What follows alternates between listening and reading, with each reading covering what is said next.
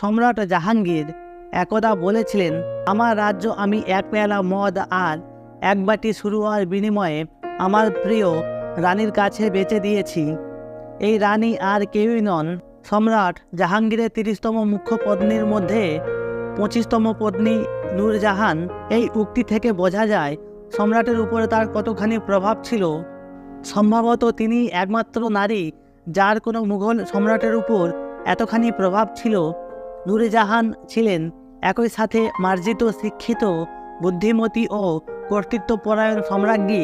তার সাথে যোগ হয়েছিল তার রাজনৈতিক বিচক্ষণতা। স্বামীর সাথে রাষ্ট্রীয় ব্যাপারেও সুদূর প্রসারী প্রভাব ছিল নূরজাহানেরও। তিনি জানতেন কি করে কাজ আদায় করতে হয়। দৃঢ় ব্যক্তিত্বের সাথে রূপের উৎকর্ষতা ও কূটনৈতিক বিচক্ষণতা নূরজাহানকে ইতিহাসের পাতায় এক স্মরণীয় নামে পরিণত করেছে।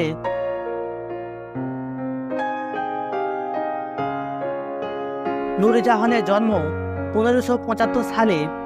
তার আসল নাম মেহের-উন-নিসা। পারস্যের অভিজাত বংশীয় মির্জা গিয়াস বেগ ছিলেন তার পিতা। নিজের দুর্দিনে ভাগ্যের অন্বেষণে ভারতবর্ষে পাড়ি জমিয়েছিলেন মির্জা গিয়াস বেগ। কান্দাহারে পৌঁছানোর পরেই তার সন্তান সম্ভবা স্ত্রী কন্যা মেহের-উন-নিসার জন্ম দেন। তখন সম্রাট আকবরের শাসনকাল চলছিল। এক বন্ধুর সহযোগিতায় গিয়াস বেগ সম্রাট আকবরের দরবারে কাজ পান। নিজ মেধার জোরে খুব দ্রুত তিনি রাজদরবারে গুরুত্বপূর্ণ পদ লাভ করেন।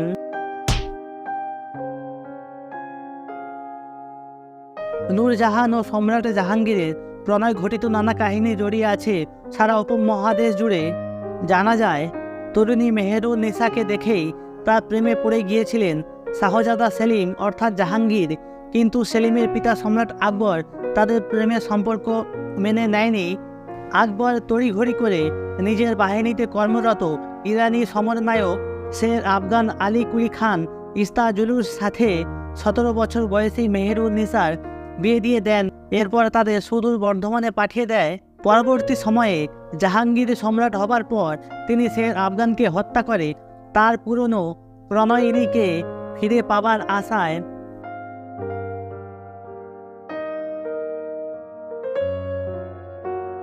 ১৬০৭ সালে শের আফগানের মৃত্যুর পর নূরজাহান ও শের আফগানের ঔরসজাত কন্যা লাডলি বেগমকে আগ্রায় নিয়ে আসা হয়।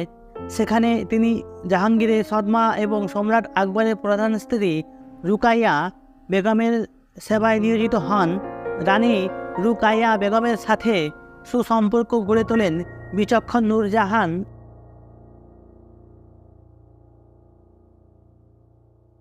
নূরজাহানের প্রতি জাহাঙ্গীরের আকর্ষণ যে অনেক আগে থেকেই ছিল এটা সব সূত্রেই জানা যায়।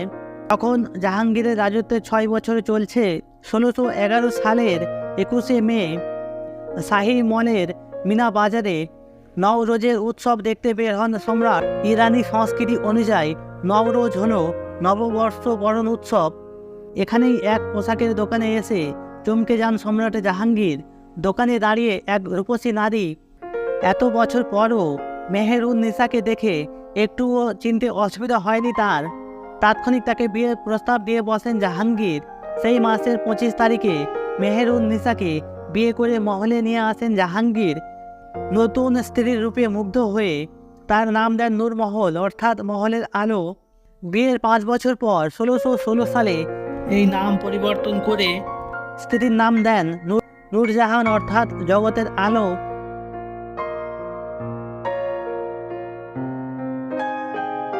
নূরজাহান একমাত্র মুঘল সম্রাজ্ঞী যিনি নিজের নামে মুদ্রা প্রচলন করেন। সম্রাট জাহাঙ্গীরের নামের পাশে নূরজাহানের নাম তখনকার মুদ্রায় স্থান পেত। নূরজাহানের কূটনৈতিক বুদ্ধিমত্তা কত গভীর ছিল এ থেকে সহজেই অনুমান করা যায়। নূরজাহানের পিতা ও তার আপন ভাই অর্থ আত্মসাৎ ও বিশ্বাসঘাতকতার অভিযোগে অভিযুক্ত হয়েছিলেন। নূরজাহান তার প্রভাব খাটিয়ে সম্রাট জাহাঙ্গীরকে পরাজিত করে তাদের ক্ষমা করে দিতে বাধ্য করেন। শুধু তাই নয়, তার পিতাকে রাজদরবারে প্রধান দিওয়ানের পদে উন্নীত করা হয়। নিজের পরিবার পরিজনদের অনেককেই তিনি নিজ প্রভাব বলে প্রশাসন ও বিচার সম্বন্ধীয় উচ্চপদস্থ স্থানসমূহ দান করেন। খান-ই সামানের মতো গুরুত্বপূর্ণ পদ দেওয়া হয় তার ভাই আসফ খানকে। এই আসাফ খানেরই মেয়ে ছিলেন মমতাজ, যার জন্য জাহাঙ্গীরের পুত্র শাহজাহান তাজমহল বানিয়েছিলেন। সিংহাসনের সাথে নিজের সংযোগ বজায় রাখার জন্য তিনি ভাইয়ের মেয়ে মমতাজের সঙ্গে শাহজাহান এবং নিজের প্রথম পক্ষের মেয়ে লাডলি বেগমের সাথে সম্রাটের আরেক পুত্র শাহরিয়ারের বিবাহ দেন।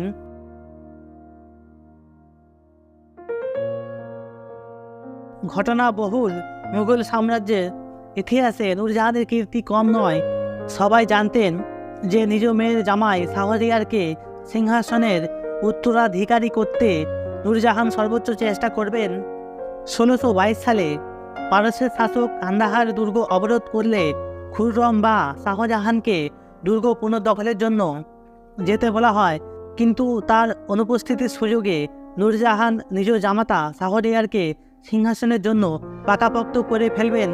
এই ভয়ে খুররম দুর্গ দখল করতে না গিয়ে উল্টো বিদ্রোহ করে বসেন পিতার বিরুদ্ধে। ফলে জাহাঙ্গীর তার দক্ষ সেনানায়ক মহব্বত খানকে পাঠিয়ে এই বিদ্রোহ দমন করেন। কিন্তু এই বিশৃঙ্খলায় কান্দাহার দুর্গ একেবারেই মুঘলদের হাতছাড়া হয়ে যায়। মুঘল রাজনীতিতে আষ্টে পৃষ্ঠে জড়িয়েছিলেন নূরজাহান।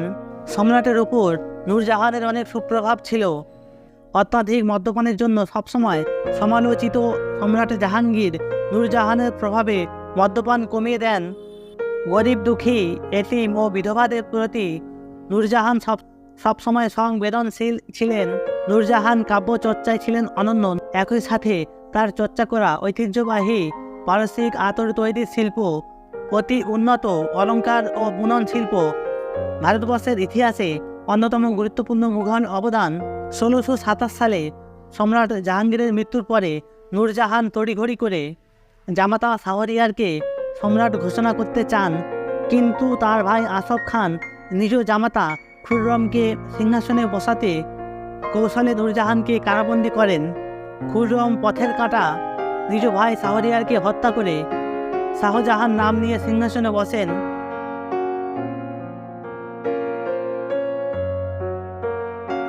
জীবনের শেষ 18টি বছর নূরজাহানের বন্দি দশাতেই কাটে।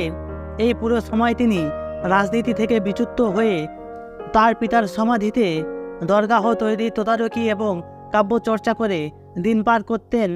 এই সময় নূরজাহান মাখফি বা গুপ্ত নামে একটি কাব্য লেখেন। 1645 সালের 17 ডিসেম্বর 68 বছর বয়সে নূরজাহানের মৃত্যু হয়। লাহোরের শাহদারা বাগে সম্রাট জাহাঙ্গীরের সমাধির অদূরে তাকে কবর দেওয়া হয়। তার কবরের উপরে খচিত আছে, এই নগণ্য আগন্তুকের কবরের উপর না কোনো প্রদীপ থাক, না কোনো গোলাপ, না কোনো প্রজাপতির পাখা পড়ুক, না কোনো বুলবুলি গান গাক। কি গভীর দার্শনিক উক্তি! কবরে ব্যবহৃত পংক্তিটি তারই কাব্য থেকে নেওয়া হয়েছে। কাব্য ও দর্শনের কোমলতা ও কাঠিন্যের জটিল সংমিশ্রণ, সুতীক্ষ্ণ বুদ্ধিমত্তার অধিকারিণী, সুগভীর কূটনৈতিক জ্ঞান সম্পন্ন এই রাজনৈতিক ব্যক্তিত্ব মুঘল ইতিহাসে তো বটেই, সমগ্র ভারতবর্ষের ইতিহাসে স্মরণীয় এক নারী।